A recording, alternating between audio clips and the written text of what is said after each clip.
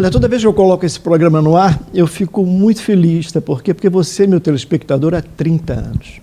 E se você está comigo esse tempo todo, e você que está entrando agora, com certeza você vai passar a degustar algumas coisas interessantes. São meus convidados. Eles são a joia rara do programa, porque eu seleciono pessoas que têm um conteúdo e acrescentem alguma coisa na sociedade. Porque esse programa foi criado para que a gente pudesse abrir espaço para os artistas da sociedade, para os artífices, para aquelas pessoas que produzem, que geram emprego, geram renda, geram impostos, porque essas pessoas não estavam tendo espaço na realidade, né? O outro lado, o lado do mal, estava tomando conta, entendeu, dos espaços na televisão, no rádio e nos jornais. Então nós abrimos o programa 30 anos atrás, exatamente pensando nisso. E graças a Deus, personalidades como agora, por exemplo, o Dr. Euler Ribeiro, que não preciso apresentá-lo, porque Manaus toda o conhece na realidade, né?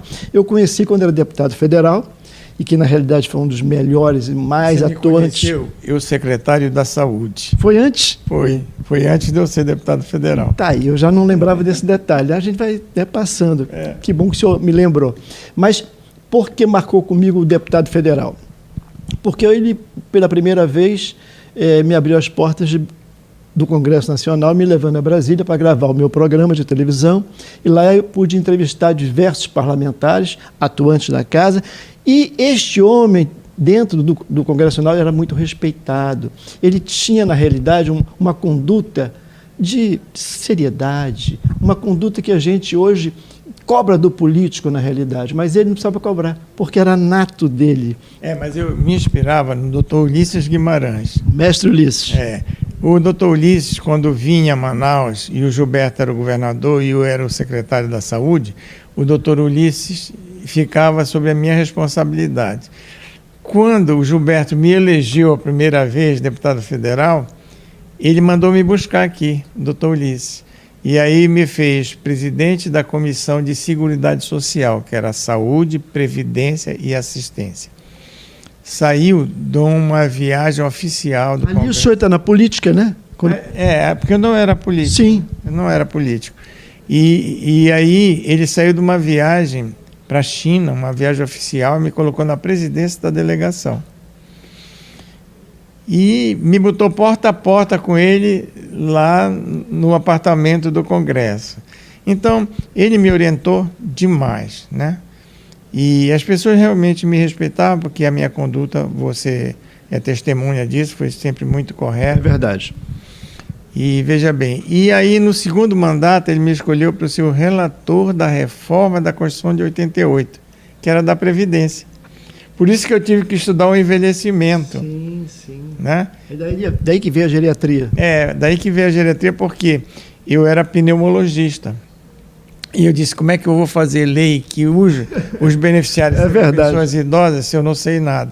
E aí me matriculei na UNB como estudante de pós-graduação. E no dia que terminou o meu curso, que foram 2 anos, foi aprovado o relatório. Aí eu cheguei em casa e disse... De 88. Não, era a reforma da de 81. A reforma. 94. Porque o relator de 88 foi o Bernardo Cabral. Bernardo Cabral. Então, 2 amazonenses nesse período que cuidaram da Constituição. Que maravilha. O Bernardo construiu a Constituição.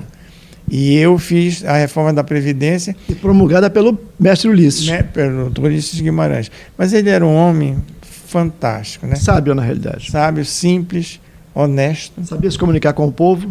Dr. Ulisses, mataram o Dr. Ulisses. Aquele helicóptero que caiu, que ele estava junto, aquilo foi organizado, entendeu? Porque não queriam que ele fosse presidente da República. Que era o destino dele.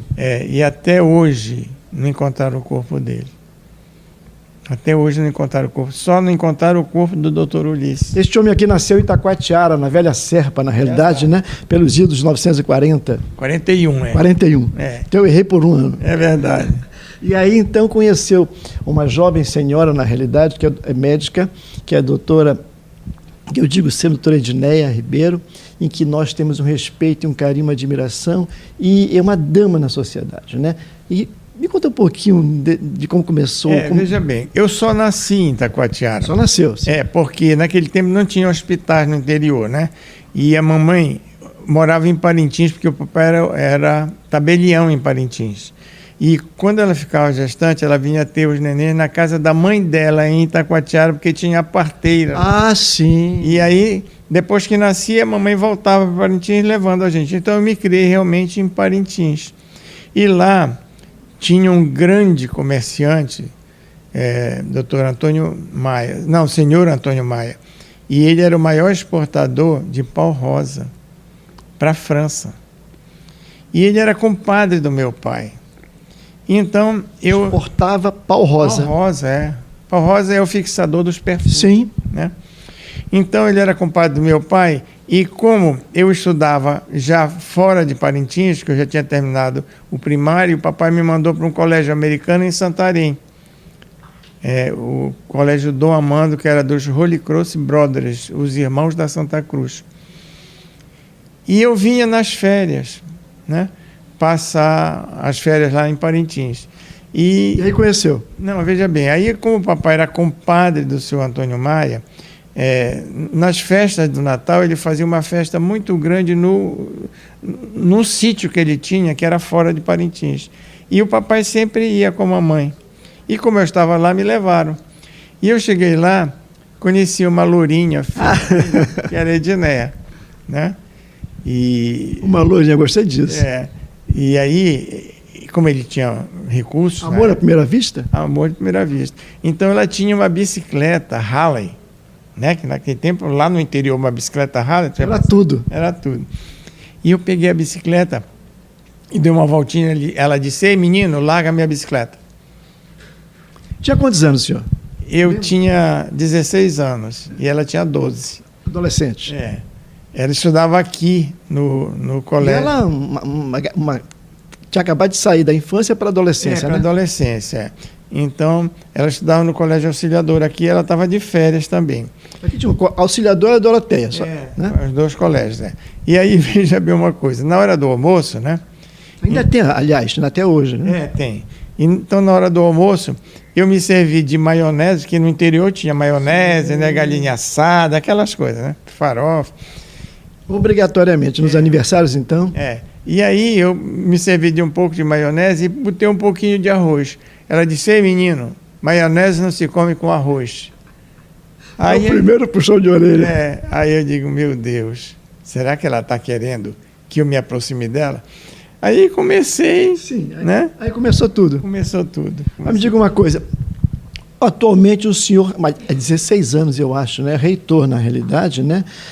Uma trajetória brilhante, né? Na Fundação Universidade Aberta da Terceira Idade, né?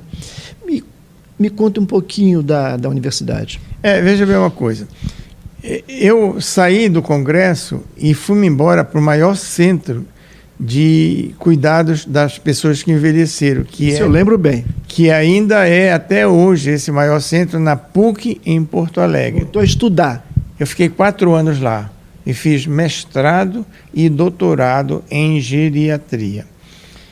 E aí, quando eu terminei, eu tinha conhecido várias pessoas que mexiam com o envelhecimento, e eu conheci o Dr. Renato, que tinha trazido o projeto da Sorbonne, da Universidade Aberta da Terceira Idade, para o Brasil. Isso, uma coisa nova. Nova, não tinha aqui. E ele instalou... A Sorbonne na França. Na França. E ele instalou na UERJ, no Rio de Janeiro. Até hoje ele é o diretor da UNAT, na UERJ. Já fazia muitos anos. Fazem 27 anos. E ele me deu o projeto. E quando eu cheguei aqui, através da Academia de Medicina... E o senhor com aquela veia política... Veja bem uma coisa, eu falei com o governador da época, que era o Eduardo Braga, e ele falou com a reitora da UEA, que era Marilene Correia. Então, para que ela... Lembro bem. Para que ela pudesse analisar... Era até do partido PT. É verdade. Então, para que ela pudesse analisar e mandar para o Conselho Universitário, para ver se o Conselho aprovava o projeto, para a gente ser um núcleo da UEA. Apenas um núcleo. E assim começou a UNAT, Universidade Aberta da Terceira Idade. E nós ficamos dentro da Isso há 16 anos atrás, mais ou menos? Foi em 2007. 2007. E aí, eles deram uma sala para que eu me instalasse na Faculdade de Medicina, lá na Cachoeirinha, da UEA, na ESA. Muito bem. Aí foram trocando os reitores, nós fomos mantendo assim. E aí, o que é que eu fiz? Como eu já tinha uma interface com vários grandes geriatras do país e do exterior, eu comecei a trazer essas pessoas para formar gerontólogos. Porque gerontólogos é qualquer um de nível superior que aprenda sobre o envelhecimento. Então, eu trouxe muita gente de fora para cá e nós já formamos 600 gerontólogos no Amazonas. Que maravilha. Né? Então, tem uma fração desses na capital, outra fração no interior, uma fração no município e outra do estado. Então, aonde a gente abria o curso, vinha sempre gente interessada nessa questão do envelhecimento. Eu não falei para você, vou pegar um ganchinho aqui, que se nós começássemos a contar a história dele, na realidade, nós teríamos que fazer 3 programas. 3 programas, com certeza, mas nós vamos continuar essa entrevista e depois, se nos der a honra de retornar uma outra época, outra oportunidade, com certeza nós vamos retomar. Mas conclua o seu raciocínio que eu o interrompi. Veja bem uma coisa. Quando foi em 2018, o governador era o Amazonino Mendes. E o Amazonino tinha sempre um interesse muito grande pelo processo natural do envelhecimento. Eu fui secretário de saúde dele também, eu tinha uma relação boa com ele, e ele sempre me chamava lá para conversar comigo sobre o que eu estava fazendo, por que eu ia fazer aquilo ou aquilo outro. E aí ele transformou na primeira universidade do Brasil para o envelhecimento, que as outras todas são núcleos das universidades. Aí ele criou a FUNAT, Fundação Universidade Aberta da Terceira Idade, em 2018. E nomeou o senhor como reitor. E me nomeou como reitor pro tempore, né? Pro tempore. Então, a gente... Em latim, para traduzir para eles? O que é pro tempore? Quer dizer, não é permanente. Não é permanente. É por um tempo. Tá? Então, veja bem. Mas, quando assumiu o atual governador, o Wilson Lima, no primeiro mandato dele como governador, ele conheceu todo o sistema e o processo da infraestrutura. E aí ele começou a se interessar por isso e nos ajudar bastante. E no segundo mandato, eu ainda tinha os cargos comissionados da UEA. E agora, logo que ele assumiu o governo nesse segundo mandato, ele criou os cargos comissionados da FUNAT, né? Manteve alguns cargos que eram da UEA na FUNAT e criou 7 cargos. Sabe a ideia dele, hein? É sábia. Aí criou o cargo de reitor e mais vice-reitor e 5 pró-reitores. Né? Então eu tenho pró-reitor de ensino, pró-reitor de extensão, pró-reitor de pesquisa e de cuidados da saúde. Doutor, para a gente poder atender o telespectador, que ele me pediu, na realidade, eles falam comigo, né, pela internet, eles me pediram, não esqueça de perguntar para ele falar um pouco da dieta amazônica e do envelhecimento saudável, na realidade. Né? Veja bem uma coisa. Desculpa interrompê-lo, mas é apenas para responder para o telespectador. Mas foi ótimo. Veja bem uma coisa. Em 2009, o IBGE disse que 1% da população de um município do Amazonas estava na faixa etária de 80 anos e mais, quando a média mundial nos países, principalmente no Mediterrâneo e em alguns países asiáticos, que a expectativa de vida é maior que no Brasil, nessa faixa etária é de 0,5%. De 0,5% com 80 anos e mais. Como é que no interior do Amazonas tinha 80%? Vou pesquisar. E aí eu fui para lá, reuni pesquisadores brasileiros, inclusive hoje... Era dieta, né? Não, eu vou chegar lá. Aí, inclusive hoje está na minha casa aqui a professora Ivana Mânica da Cruz, que é a minha parceira de pesquisa E ela é a chefa da pesquisa biogenômica da maior universidade federal brasileira, que é em Santa Maria do Rio Grande do Sul. Conheci bem Santa Maria. Então, vejam bem. Eu ficava hospedado lá no hotel Itaimbé. Itaimbé, sim. Então, vejam bem. Nós reunimos um grupo de pesquisadores brasileiros e europeus que vieram de Portugal, vieram da Espanha, veio do Japão e do Canadá.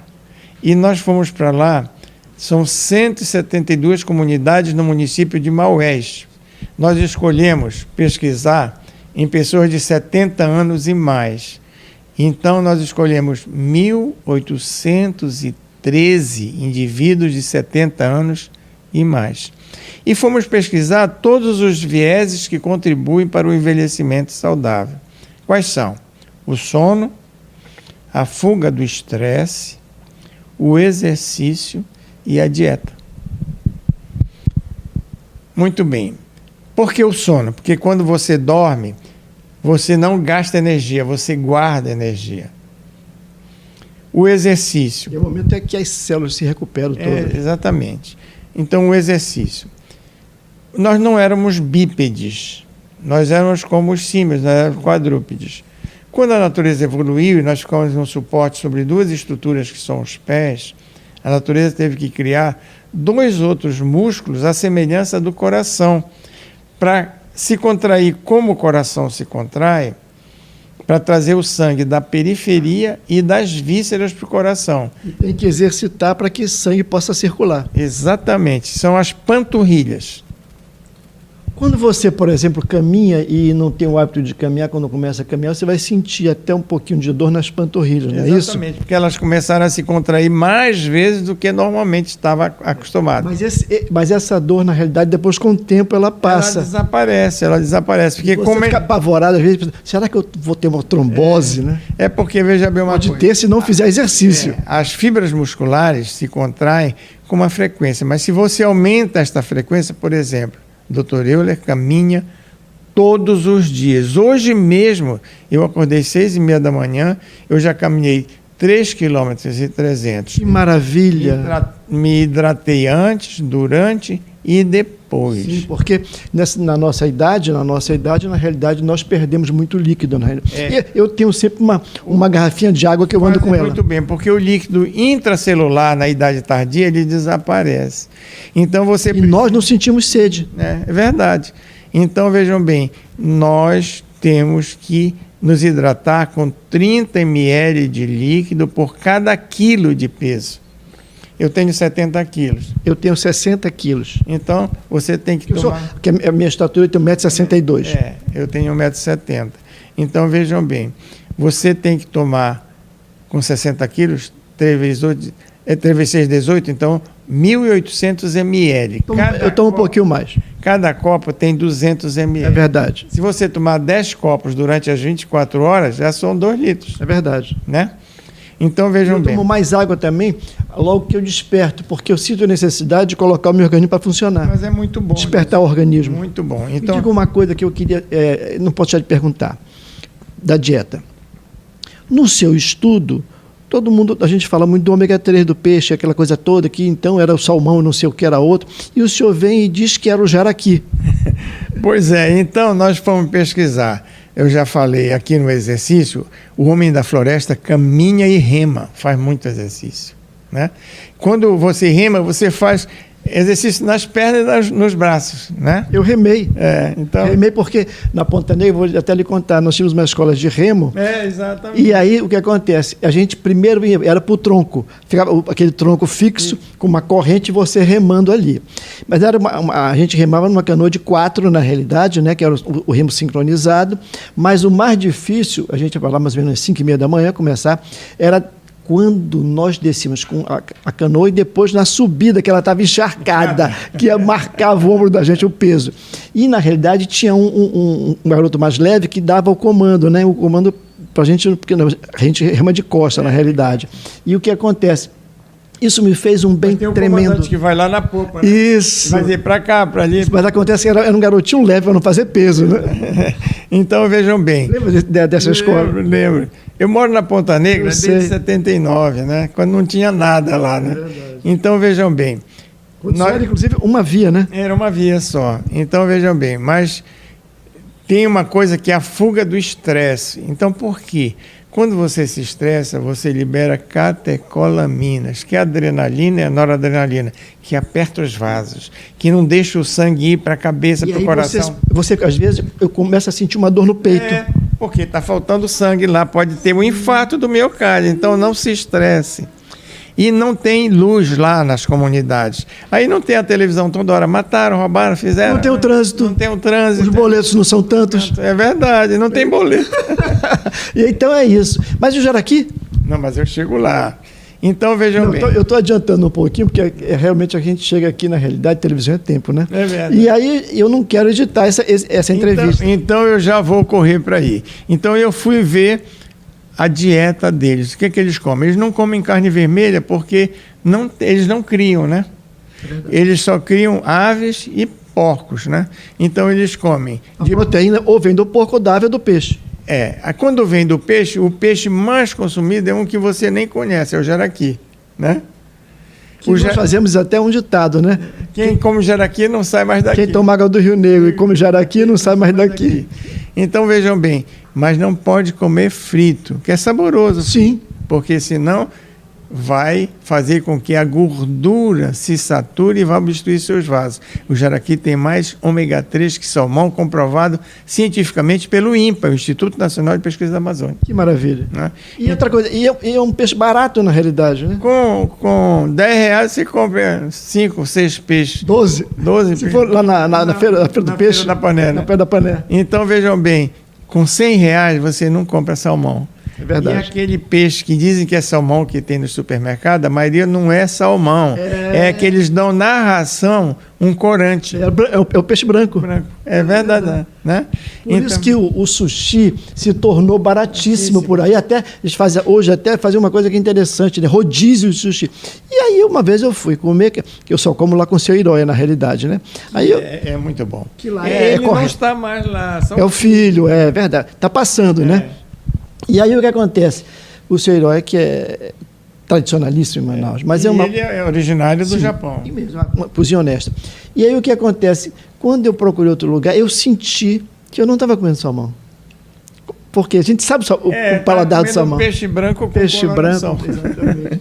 Muito bem. E aí, concluindo. Concluindo aí eles comem frutos, eles começam o dia tomando pó de guaraná. Que maravilha. O pó de guaraná é vasodilatador cerebral. Ele é vasodilatador das artérias do pudendas, por isso que irriga a parte sexual. Eu tinha 11 idosos desses 1.813 com filhos de 6 a 10 anos de idade comprovados pelo DNA. Eu fiz até um Globo Repórter sobre isso. Porque como que o cara de 90 anos... Mas tem uma coisa interessante que a gente podia até falar para o telespectador, que às vezes, né? Que às vezes passa despercebido, para fazer o pó, você tem que passar na língua do... pirarucu. Ressecada. Então, veja bem uma coisa. O guaraná, ele é anticarcinogênico, evita o câncer de mama nas mulheres, o câncer do colo uterino e o câncer de próstata, que é o mais comum câncer entre os homens. A partir dos 45 anos, isso é uma lição de vida, na realidade. Comece a fazer seus exames de próstata. Sabe por quê? É inevitável. Ela vai crescer conforme a idade. Então, você tem que cuidar para que você não tenha um câncer de próstata. Só tem dois... Ou seja, fazer o toque e fazer o PSA. Mas o homem, às vezes, morre de câncer de próstata porque ele foge tem vergonha. Do toque. Ele foge do toque retal, né? Mas voltando para encerrar agora. Para encerrar, a dieta amazônica é rica em frutos da floresta. 2 castanhas equivalem a um bife de 150 gramas em proteínas.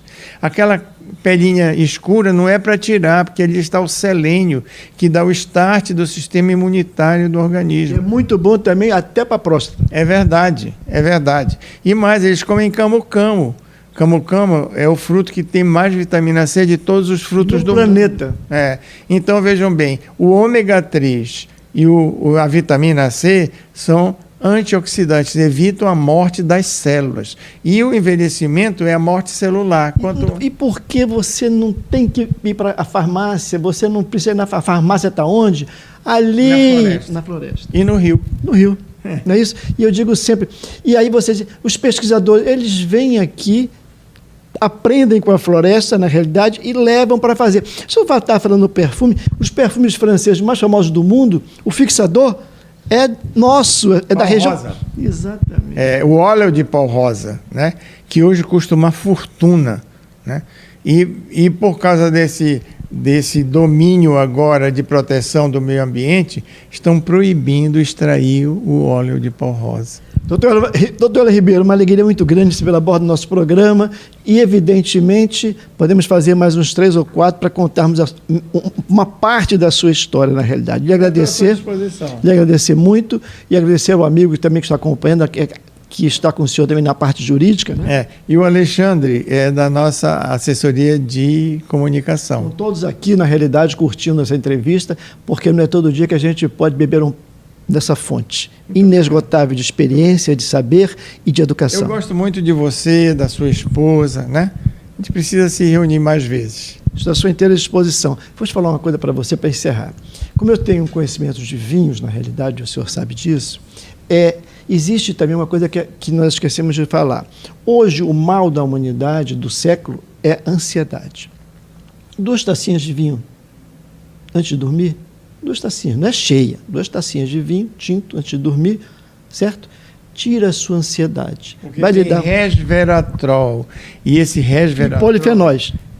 Mas o resveratrol é um polifenol, né? Eles agem no cérebro, distribuindo hormônios da alegria. E aí você faz o seguinte, em vez de você comprar esse hormônio na farmácia, né? Você tem ele no vinho.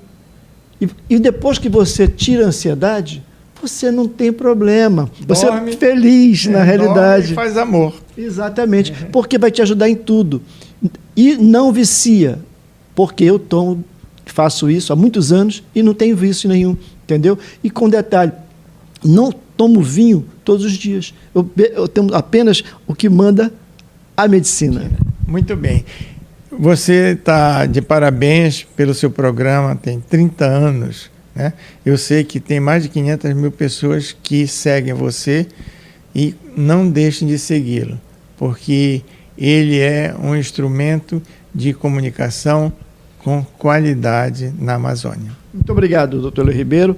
E mais uma vez nós podemos beber nessa fonte inesgotável, como eu disse, de cultura, de educação, e que empresta para você, através desse programa e de outros que eles têm feito, na realidade, um pouco do seu saber que você deve beber, degustar e não deixar de fazer. Deixa eu te falar uma coisa. Eu sou reitor da Universidade da Terceira Idade. Nós temos hoje 3.000 alunos idosos. Não temos mais porque eu estou sem espaço mais. E eu tenho pedido, o governador vai nos atender, eu preciso fazer urgentemente 10 salas de aula para poder receber mais alunos, porque todo dia... precisando de quê? Precisa de recursos. Falar para os empresários, né? É verdade. Eu estou precisando de recursos em torno de 2 milhões a 3 milhões para construir um auditório de 150 Só isso? lugares. Para fazer... Não, porque nós temos aqui aproximadamente 600 indústrias. 10% disso, pelo amor de Deus, empresário, que se cada um der 100 mil reais, 50 mil, está resolvido o problema. Fale com seus amigos empresários para eles ajudarem. Vamos dar esse recado a partir de agora. Com certeza vou dar através das redes sociais e vou mandar via meu WhatsApp, porque nós temos catalogados no meu WhatsApp particular 5 mil pessoas. Olha, veja bem uma coisa, eu não quero nem o dinheiro, eu quero que alguém arranje o dinheiro e construa. Perfeito. Tá? Evidente que ninguém quer o dinheiro, a gente quer apenas o espaço e que alguém construa. Obrigado, querido. Um abraço. Eu te agradeço.